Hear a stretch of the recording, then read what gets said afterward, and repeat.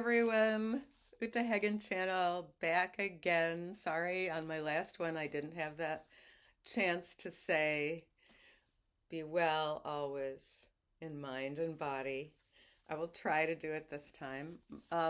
This is a continuation. I will continue where I had been cut off, but I'm also going to bring up the issue of institutional capture because obviously these doctors that Dr. Levine is refuting with much more scientific citations uh, and principles of how we conduct this kind of treatment or any medical treatment and how we conduct research and so on. When it involves institutions, it is institutional capture. So there's linguistic capture, which is captured language, such as saying gender identity or gender dysphoria instead of saying cross-sex ideation. It's saying gender, which is a made-up word, a grammatical term, instead of sex, or saying gender instead of male or female. So what I want to do is just read you some other parts of this Dr. Levine testimony, which in my previous post I gave all of the information. It's from February of 2022 in a case in West Virginia, which must have involved a child or young adult who it appears desisted and is now suing the endocrinologist or suing whoever it was that was treating them and with irreversible treatments without informing them of the true risks. So now Dr. Levine continues, and I'm just going to read 3 parts that I feel represent institutional capture. Dr. Safer states that gender identity is durable and cannot be changed by medical intervention. Dr. Adkins likewise states that gender identity cannot be voluntarily changed. There is extensive evidence that this is not correct. And the extensive evidence is the growing battalion of detransitioners. Now, my belief is that if instead of listening to an organization such as the World Professional Association of Transgender Health, which is peopled by professionals and non-professionals, then they've set up. They're aiming for institutional captures, and especially with this pronouns workshops and things within governmental agencies, which we're getting a lot of information about now. About WPATH, this is what Levine writes in his sworn testimony. He's taking on some powerful people. Most psychiatrists and psychologists who treat patients suffering sufficiently severe distress from gender dysphoria to seek inpatient psychiatric care are not members of WPATH. This means psychologists and psychiatrists who are so worried about people who might be engaging in self-harm that they have to be in an institution, inpatient. They are not members of WPATH. Many psychiatrists, psychologists, and pediatricians who treat some patients suffering gender dysphoria on an outpatient basis are not members of WPATH. WPATH represents a self-selected subset of the profession along with many non-professional members. It does not capture the clinical experiences of others. This is significant because what he's saying here is that they're ignoring some of the writings of people who are of doctors who are becoming skeptical about this. WPATH claims to speak for the medical profession. However, it does not welcome skepticism and therefore deviates from the philosophical core. Where am I? from the okay. WPATH claims to speak for the medical profession. However, it does not welcome skepticism and therefore deviates from the philosophical core of medical science. He also writes in his section called Background on the Field. Dr. Adkins asserts that the terms biological sex and biological male or female are imprecise and should be avoided. So therefore, we're supposed to say a very imprecise term such as trans woman or trans man. Those are imprecise terms, but they're supposed to be substituted for the supposedly imprecise biological terms. So, regarding Dr. Adkins' statements, Dr. Levine says these statements are untrue. Untrue. Biological sex is very well defined in all biological sciences, including medicine. It is pervasively important in human development throughout the life cycle. Now, to go back to where I got cut off. And we're up to point D of Dr. Adkins, whom I would call the floofy endocrinologist,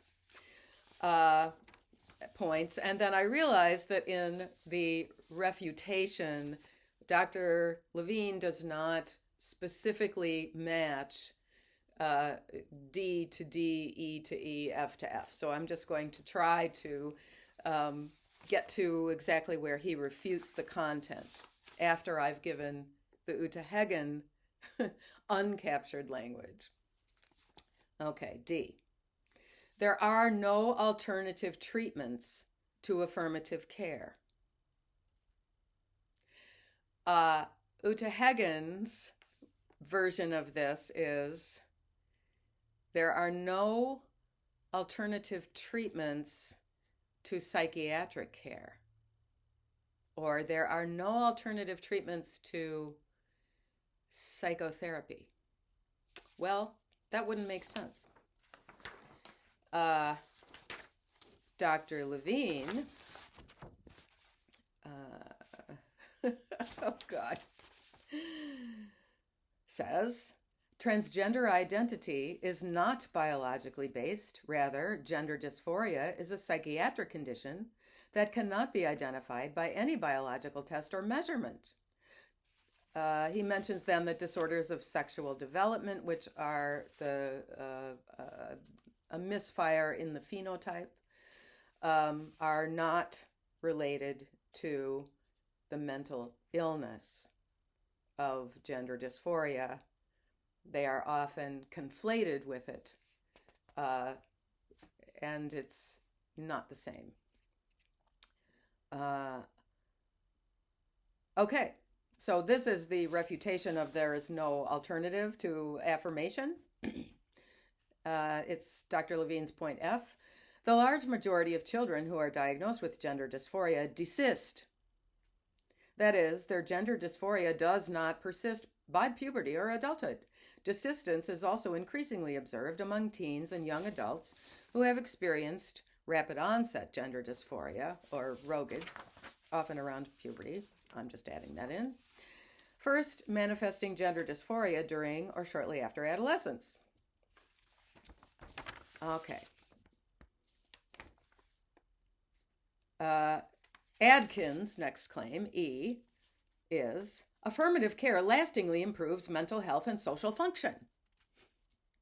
Now, Uta has quite a bit to say about this because I recently got a communication from a colleague in the field in a different firm who is acquainted with Nettie and who is better acquainted with some of Nettie's coworkers.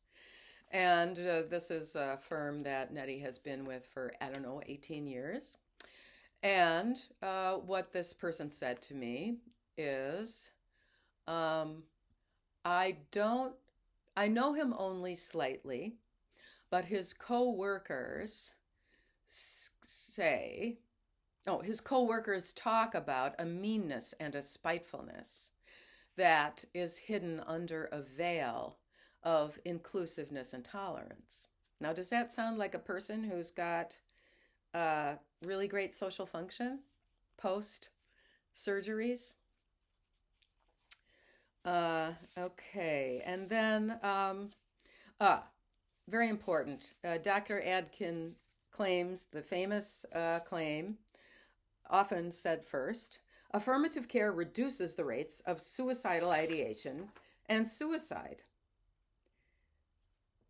Okay.